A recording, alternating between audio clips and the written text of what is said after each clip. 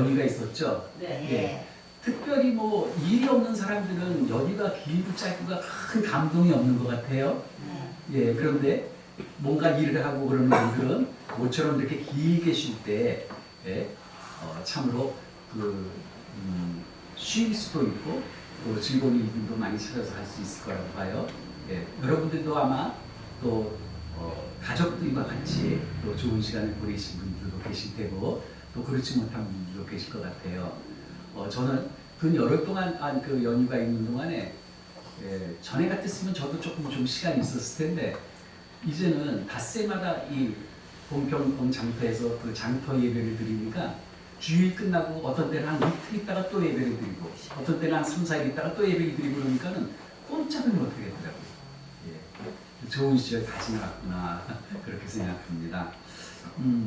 요즘에 들어와서 특별히 제가 가장 많이 생각하는 것이 뭐냐면 순종이에요. 순종. 아까 우리 집사님께서 이렇게 말씀을 읽으실 때에도 12절 말씀에 보면 네가 사랑하는 아들 네 독자까지도 나에게 아끼지 아니하였으니 내가 이제야 내가 하나님을 경외하는 줄 아노라. 예, 이렇게 말씀했거든요. 그러니까 우리가 하나님을 사랑하고 그리고 하나님의 말씀을 따라서 순종할 때 비로소 하나님께서는 우리가 하나님을 경외하는구나 이렇게 아시겠다는 말씀이겠죠. 예. 그래서 요즘에는 이 순종에 대한 그 시간에 대해서 깊이 생각하는 시간들을 많이 갖고 있고 특별히 요즘에 기도할 때마다 이렇게 기도해요. 저는 제가 가장 잘하는 것이 순종이 되게 해주세요. 우리가 아무리 예배를 많이 드리고 그리고 성경에 대해서 많이 알아갈수록 그것이 우리 삶 가운데에서 그 말씀의 능력이 드러나지 않으면은 그러면 사실은 그것은 그냥 한 귀로 듣고 한 귀로 흘렸다고 볼 수 있잖아요. 그런데 한쪽 귀로 들어온 하나님의 말씀이 한쪽 귀로 흘러버리지 않고 내 마음으로 내려가서 내 마음속에서 깊이 뿌리를 내린다면 그러면 그것이 어떻게 드러나야 되냐면 하나님의 말씀을 따라서 사는 우리의 삶으로 그것이 증거가 되어야 된단 말이죠. 그것을 성경에서는 순종이라고 얘기를 해요. 그래서 하나님, 제가 제일 잘하는 것이 순종이 되게 도와주십시오. 이렇게 요즘에는 기도를 많이 하고 있습니다. 여러 가지 그 세상에는 종교가 있죠. 그런데 그 종교 생활을 열심히 하는 사람이라 할지라도 자기가 믿는 신이 그게 부처든 아니면 동네 입구에 쌓아놓은 돌덩어리든 아니면 나무든 간에 자기가 믿는 그 신이 네가 사랑하는 자식을 번제는 뭐냐 하면은 제물로 드린 것을 다 태워준 거예요. 그러니까 자식을 이 번제물로 바치라는 그런 종교를 믿거나 그런 종교를 좋아하거나 그럴 사람은 아마 아무도 없을 거예요. 그렇잖아요. 얼마나 끔찍해요. 아무리 자기가 믿는 신에 대해서 믿음이 좋고 그리고 그 신이 아주 엄격해요. 너무너무 무서운 신이에요. 말을 듣지 않으면 즉각적으로 어떤 심판을 해요. 예, 그런 신이라 할지라도 정상적인 생각을 하는 사람이라면 네 자식을 불에 태워서 죽여서 나에게 바쳐라. 이런 명령 앞에서 고민하고 그리고 망설이게 되는 것은 당연한 것이죠. 그런데 다른 신도 아니고 여호와 하나님을 믿는 이 아브라함은 하나님으로부터 도저히 받아들일 수 없는 이 명령을 받아요. 아브라함의 아들의 이름이 이삭인데 그 아들 하나예요. 근데 그 아들이 몇 세에 낳았냐면 100세에 낳았어요. 그러니 100세에 얻은 하나뿐인 아들 그 이삭을 번제로 그것도 제물을 태워서 하나님께 바치라는 그런 명령을 하나님이 하니 그 명령을 받고서 한마디 대꾸도 없이 그런데 아브라함은 담담하게 순종을 합니다. 말도 안 되는 소리입니다. 아니면 내가 잘못 들었겠지요. 당연히 이렇게 생각을 할 수밖에 없겠죠. 그런데 이 아브라함은요, 한마디도 대꾸하지 않고 즉각적으로 순종을 해요. 그 모습을 보면서 이런 생각이 얼핏 들 수가 있어요. 아브라함이라는 이 작자가 정말로 피도 그리고 눈물도 없는 사람이거나 아니면 완전히 종교에 미쳐버린 사람이 아닌가, 그런 의심을 할 수밖에 없습니다. 그렇지만 이 아브라함은요, 종교에 미친 사람도 아니고 차가운 내열동물 같은 그런 사람도 아닙니다. 그렇다면 이 아브라함은 어떻게 당연한 자신의 그 감정을, 말도 안 되는 소리인가라고 해야 될 텐데 그 감정을 잘 억누르고 아들을 제물로 바치라는 그 말씀에 어떻게 순종할 수 있었을까? 그리고 그 순종의 결과는 어떤가? 그것을 우리 한번 찾아보도록 하겠어요. 그래야지만 이 아브라함이 믿음의 조상인데 이 아브라함을 본받아서 우리도 순종해야 되겠다, 이런 마음을 갖게 되지 않을까 싶습니다.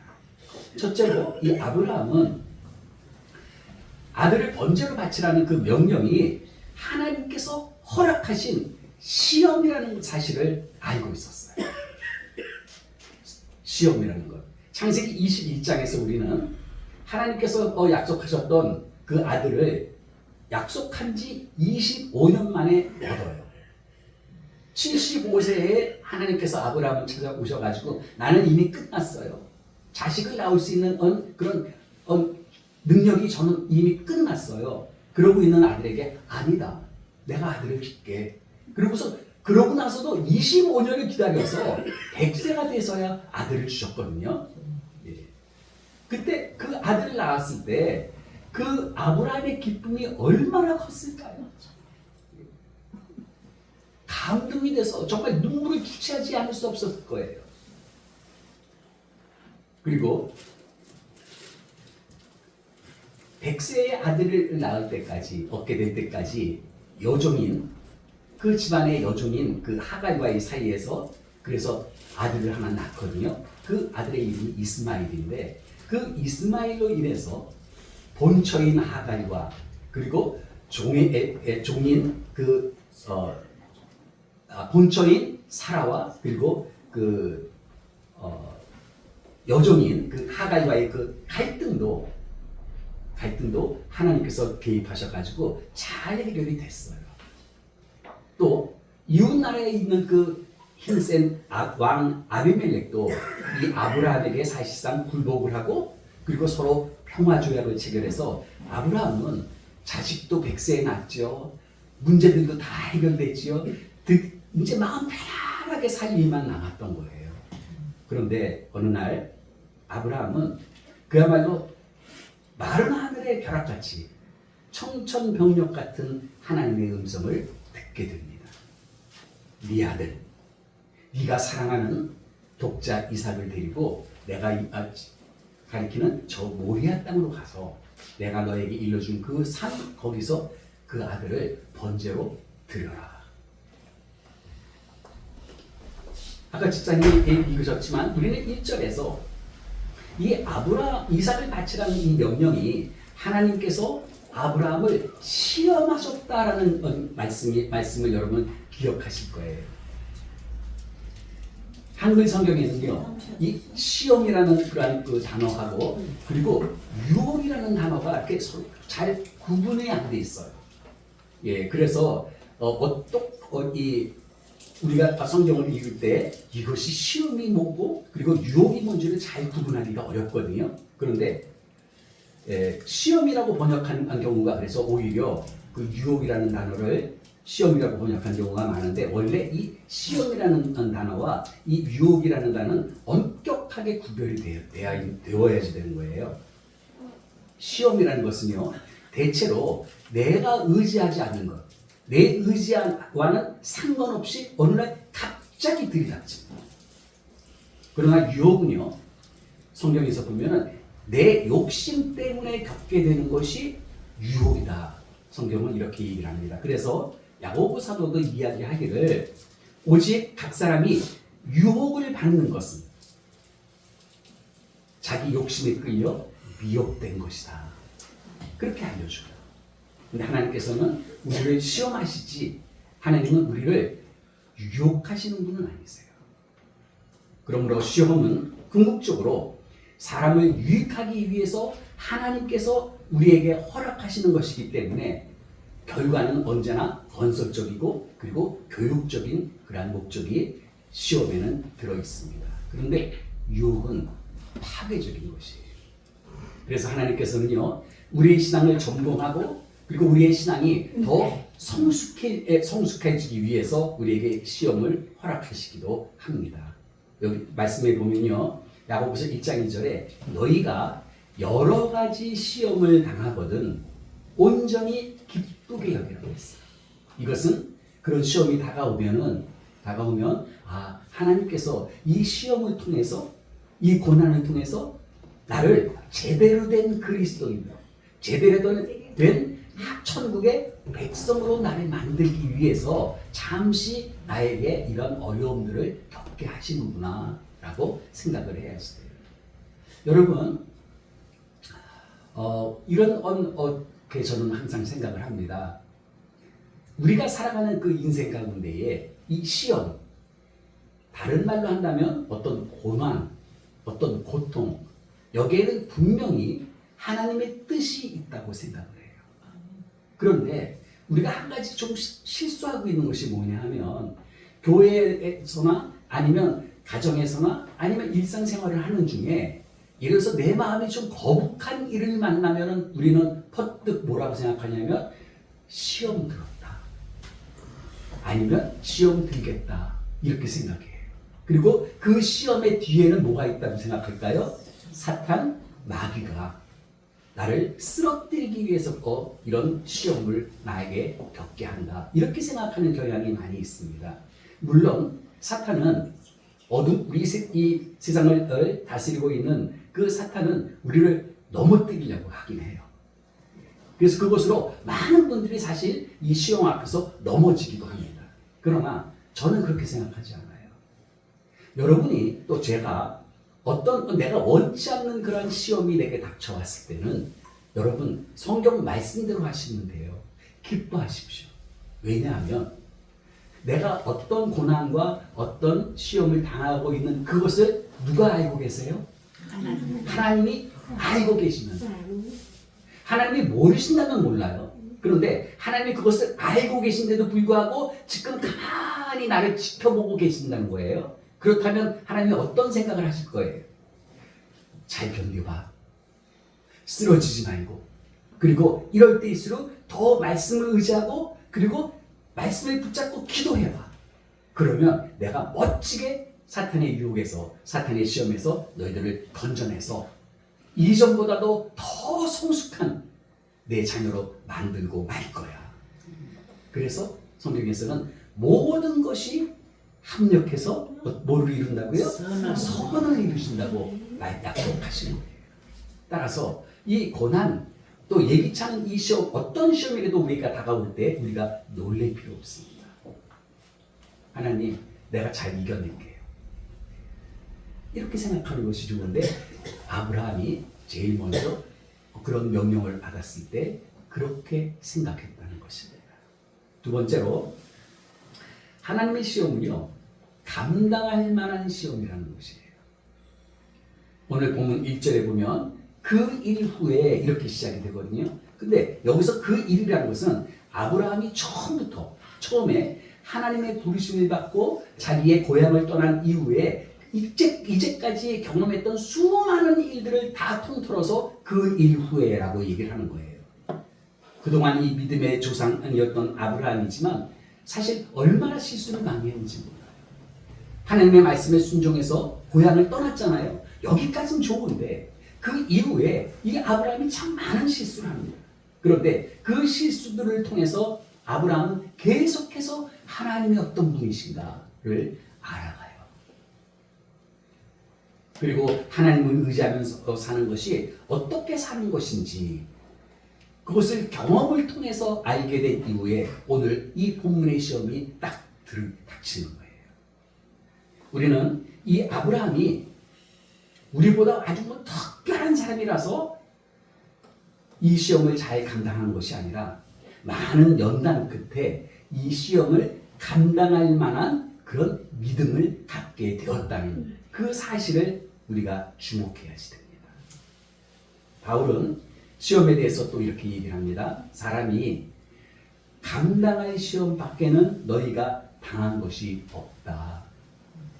오직 하나님은 밉부사, 신실하신 분이시기 때문에 너희가 감당하지 못할 시험은 아예 허락하지 아니하시고 그리고 시험 당할 즈음에 또한 너희가 피할 길을 마련해 놓으셔서 너희가 능히 감당할 수 있도록 내가 돕겠다. 하나님이 그렇게 말씀하셨잖아요. 그러므로 여러분 어떤 시험이 다가온다 할지라도 하나님 어째서 이런 시험을 저한테 주시나요?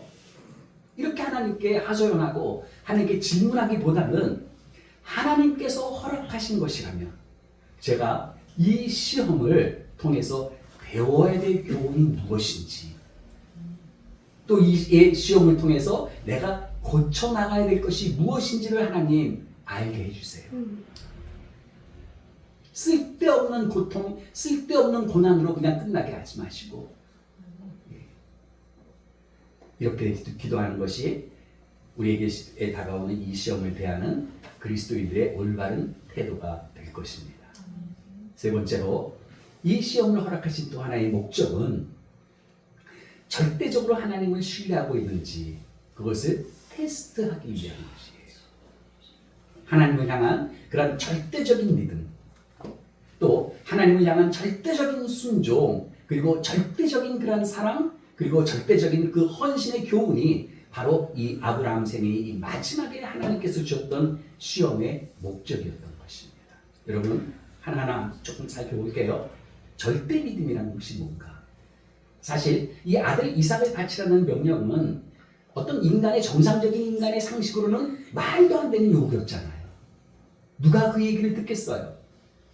이삭이 어떤 아들인데 하나님께서 직접 약속하셨죠? 그리고 25년을 기다리게 하셔서 그리고 주신 아들이에요. 그 아들을 통해서 하나님께서는 뭐라고 말씀하셨어요? 하늘에 있는 저 별처럼 수많은 후손들이 그 너의 자손 이삭을 통해서 생겨날 것이고 또 이 세상이 그 아브라함의 씨, 즉 이삭과 그 이후의 자손들로 말미암아 복을 받게 될 것이라고 약속하셨잖아요. 그러니 말도 안 되는 소리라고 얼마든지 하나님께 대들 수 있는, 따질 수 있는 그런 여건입니다. 그런데 아브라함은 아들을 바치라고 하시니까 내가 바치기는 하지만 반드시 이삭을 살릴 것이라는 절대적인 믿음을 갖고 있었던 것이에요.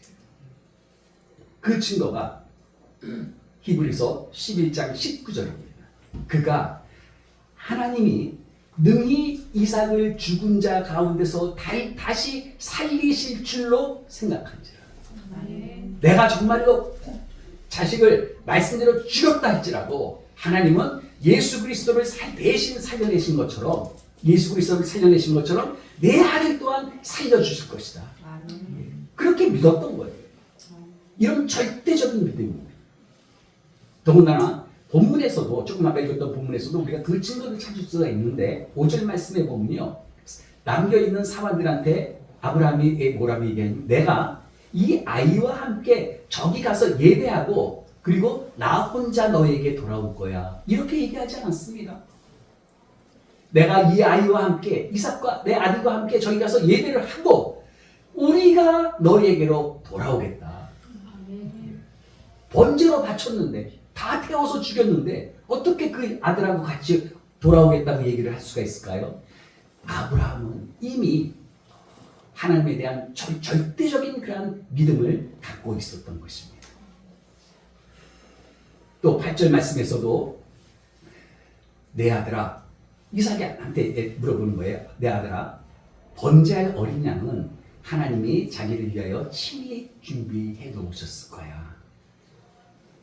이삭이 짐을 지고서 산을 올라가다가 아버지한테 묻는 거예요. 아버지, 번제로 드릴 그 제물을 태울 나무는 내가 짊어지고 올라갔는데 정작 번제 그 제물은 어디 있습니까? 이렇게 물었을 때 아브라함은 자기 아들이 제물인 것을 알고 있잖아요. 이삭은 모르지만. 예. 그런데도 이렇게 말하잖아요. 하나님이 준비하실 거야. 그렇다면 아브라함이 자식을 속인 걸까요? 하나님의 명령을 따르자면 이제 올라가서는 아들 이삭을 죽여야지 돼요. 그러나 아브라함은 약속의 아들이기에 반드시 아들을 내가 정말로 죽일지라도 하나님은 살려내실 것이라는 그런 믿음이 있었던 것입니다. 또 아브라함의 절대 순종이 있어요. 자, 하나님께서 그런 아들을 번제로 바쳐라 이렇게 얘기했던 날 밤 아브라함이 잠을 잘 수 있을까요? 어찌 잠을 잘 수 있겠어요?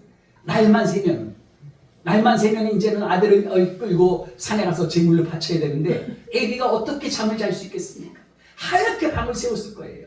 고민과 갈등이 없었다면 아브라함은 인간도 아니지요. 그런데 뜻밖의 3절은 이렇게 시작됩니다. 아브라함이 아침에 일찍이 일어나. 저 같으면 하나님 해가 안 뜨게 해주세요. 해만 뜨면 아들을 번제로 바쳐야 되니 하나님 전능하신 하나님 해가 안 뜨게 해주세요라고 기도할 편이에요. 그런데 아브라함은 아침에 일찍 일어났어요. 하나님의 말씀에 순종하려고. 사랑하시는 여러분, 순종은요 거저되는 것이 아니에요. 순종은요 결단이 필요해요. 아브라함은 아침에 일찍 일어나서 아들을 번제로 바치기 위해서 출발을 합니다. 망설이지 않았어요. 밤을 꼬박 새우며 고민을 하던 그가 내린 결론은 순종이었습니다. 하나님께서는 우리에게 그 순종을 요구하시는 거예요.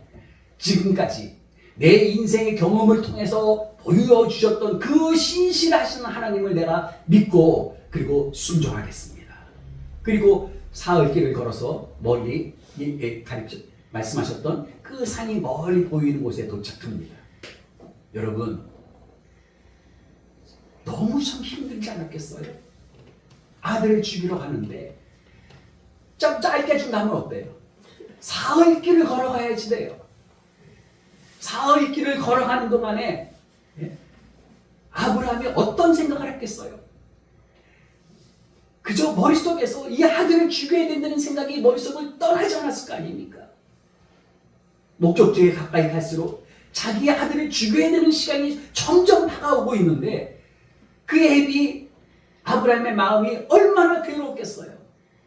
그 사흘길은 너무나도 고통스러운 너무나도 긴 고통의 시간이었을 것입니다. 그런데 이 아브라함의 순종도 귀하지만 아들 한번 생각해 볼까요? 아들 이삭의 순종도 대단합니다. 당시 이삭의 나이는요 번제로 드릴 나무를 쪼개가지고 지게 같은 데가 아마 졌겠죠? 그리고 나무짐을 지고 산에 올라간 것으로 봐서 최소한도 13살 정도는 중학교 1학년 이상은 되지 않았겠어요? 예. 그렇다면은 100세가 넘은 아버지예요. 허리도 아프고 제대로 무릎이 아파서 제대로 걷지도 못하는 그 아버지를 중학교 1학년짜리가 힘으로 저항할 수 있는 그런 나이잖아요. 그런데 본문은 어디에도 이삭이 자기를 잡으려고 하는 아버지에게 반항했다는 말이 없습니다. 끝까지 아버지에게 순종하며 그리고 아버지가 묻는 대로 꼼짝 안 하고 결박된 채 제단에 눕혀져 있는 이 이삭의 모습을 한번 보십시오. 여러분, 여기에서 누가 생각나시나요? 저와 여러분들의 죄를 대신 담당하기 위해서 십자가에 달리신 그 예수님의 모습이 보이지 않으십니까? 묵묵히 순종하면서 제단에 올려진 이 이삭처럼 십자가에 달리신 그 예수님의 모습이 보이시나요? 이 시험은요 장차 오실 예수님의 십자가 사건을 연상시키는 절대 순종의 시험이었던 것입니다. 또 절대 사랑이 있어요. 하나님께서 이 시험을 주신 또 다른 목적은 하나님과 아브라함 사이의 사랑의 관계를 다시 한번 확인하기 위해서 이 시험을 허락하셨다라고 볼 수 있습니다. 성경은 우리가 그분을 사랑한 것이 아니라 내가 하나님을 사랑한 것이 아니라 하나님이 우리를 사랑하셔서 독생자 예수 그리스도를 화목제로 보내셨다고 말합니다. 그 하나님의 사랑의 이야기가 신약 성경에 나오는 요한 1서 전체의 주제예요. 그런데 뜻밖의 이 요한일서의 마지막 절이 이렇게 끝납니다. 요한일서 5장 21절의 말씀을 보면은 너희 자신을 지켜 우상에게서 멀리하라. 이런 말씀으로 요한 사랑의 이야기인 요한일서가 끝나요. 사랑하시는 여러분, 우상이 뭔지 아시나요? 절에 있는 부처 우상이겠죠? 동네 입구를 찾아보고 있는 성황당 거기에 돌무더기도 우상일 테고 나무까지도 우상일 수 있어요. 일본 사람들은 개구리도 우상이에요. 예. 그러나 우상은요, 하나님과 나 사이를 가로막고 있는 모든 것이 우상이라고 보십니다. 눈에 보이는 것만이 아니에요. 주님은 우리에게 막힘이 없는 절대적인 사랑을 주시길 원했고 우리도 주님을 절대적으로 사랑하기를 원하신다는 것이에요. 그래서 주님을 대신하고 떠난 베드로를 찾아오신 주님께서 베드로에게 이렇게 묻지 않습니까?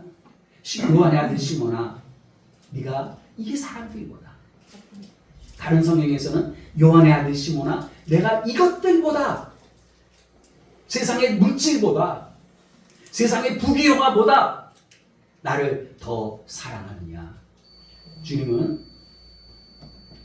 주님을 향한 이 아브라함의 사랑이 절대적인 것인지를 이 테스트, 이 시험을 통해서 확인하고 싶으셨던 것입니다. 하나 더 말씀드리면 절대적인 헌신이에요. 하나님께 절대적으로 헌신하기 위해서는요, 내 자아가 죽지 않고서는 절대로 온전한 헌신을 할 수가 없습니다. 내 욕망이나 내 이기심을 십자가에 못 박지 않고서는 우리는 주님께 나의 모든 것들을 내어드릴 수 없습니다. 주님께서 아브라함에게 절대적인 헌신을 요구하신 것은 아브라함을 복의 근원으로 사용하시고 그리고 믿음의 조상으로 사용하셔서 바로 이 아브라함을 통해서 하나님의 뜻이 이 땅에 펼쳐지기 위해서라면 이 아브라함의 절대적인 헌신이 필요했기 때문이에요. 이삭을 데리고 모리아산으로 오르는 이 아브라함을 다시 한번 우리가 생각해 보십시다. 이것은 누가 죽으러 가는 길일까요? 이삭이 죽으러 가는 길일까요? 맞습니다. 물론 이삭을 제물로 바치기 위해서 가는 길이었지만 이삭이 죽으러 가는 길이 아니었어요. 이것은 아버지 아브라함이 죽으러 가는 길이었다는 것입니다. 이삭을 바치러 가면서 누가 죽을 지경이었어요. 이삭은 몰랐잖아요. 아브라함이 죽을 지경이었습니다. 이 사건은 아브라함의 죽음을 요구하는 사건이라고 우리가 봐야지 돼요. 드디어 산에 도착해서 이삭을 결박해서 제단에 올려놓았습니다.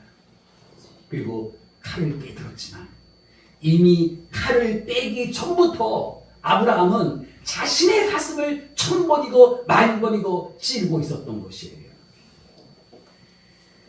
주님께서 저와 여러분에게 말씀하십니다.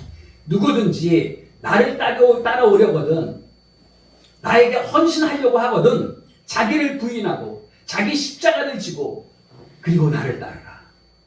이렇게 자신을 온전히 죽이지 않고서는 우리는 하나님의 자녀답게, 천국의 백성답게 하나님의 쓰임을 받을 수 없다는 사실을 여러분 꼭 기억해 주세요.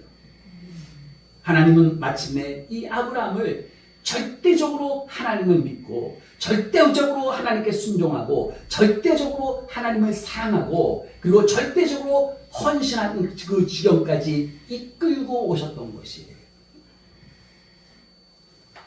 사랑하시는 여러분, 시험의 성격은 달라도 하나님께서는 우리를 참된 하나님의 자녀로 삼으시고 또 하나님의 참된 자녀로 성장시키기 위해서 우리에게 여러 가지의 시험을 허락하십니다.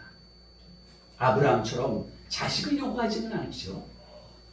그렇지만 나로 하여금 절대적으로 그분께 순종하고 절대적으로 그분을 사랑하고 절대적으로 그분께 헌신하는 그 수준에 이르기까지를 우리의 삶 속에서 이 시험을 허락하고 계시다는 것이에요. 그렇다면 오늘 본문에서 가장 큰 희생자는 누굴까? 이삭을 번제물로 바치기 위해 모리아산을 오르고 있지만 사실 주님께서는 바로 아브라함이 죽기를 원하고 계셨다는 것입니다. 오늘 본문 3절에 보면 아브라함이 아침 일찍 떠날 준비를 하고 있는데 번제에 쓸 나무를 쪼개가지고 떠났다고 그랬어요. 아들을 태울 그 나무를 아브라함이 손수 도끼로 그 나무들을 쪼개가지고 갖고 갔다는 것이에요. 유명한 안 스펄전 목사님이라는 분이 책을 보니까 나무를 쪼개던 이 아브라함의 심정을 이렇게 말했어요. 아브라함이 번제에 쓸 이 나무를 쪼갤 때 그는 나무를 쪼갠 것이 아니라 자기의 심장을 쪼개고 있었다. 사흘이 걸려서 산에 도착합니다. 그 사흘길이 얼마나 고통스러웠을까요? 그 길은 분명 예수님께서 걸으셨던 십자가의 길이었습니다. 그들이 오르고 있던 그 모리아산은 예수께서 못 박히신 그 골고다 언덕을 오르던 모습과 얼마나 똑같습니까? 사랑하는 아들 독자 이삭을 내어주어야만 했던 그 아브라함의 마음은 사랑하는 독생자 예수 그리스도를 내어주시던 그 하나님 아버지의 마음이 아니었겠습니까? 등에 나무찜을 쥐고 자기가 죽어야 될 그 산을 오르고 있던 이 이삭에게서 하나님께 순종하던 그 예수 그리스도의 모습을 우리가 봐야 되지 않겠습니까? 마침내 예수님은 십자가에 매달려 죽으셨습니다. 두 손과 두 발에 못이 박히고 머리에는 가시가 멸류관을 쓰시고 그리고 감당할 수 없는 그런 격렬한 고통과 힘을 토해내시던 그 절정의 시간에 캄캄한 어둠이 온 세상을 다 덮었습니다. 그리고 온 세계는 잠시 침묵합니다. 이 세상을 덮고 있었던 어둠의 그 장막과 깊은 침묵은 하나님 아버지의 그 침묵이었고 하나님 아버지의 고통이 아니었겠습니까?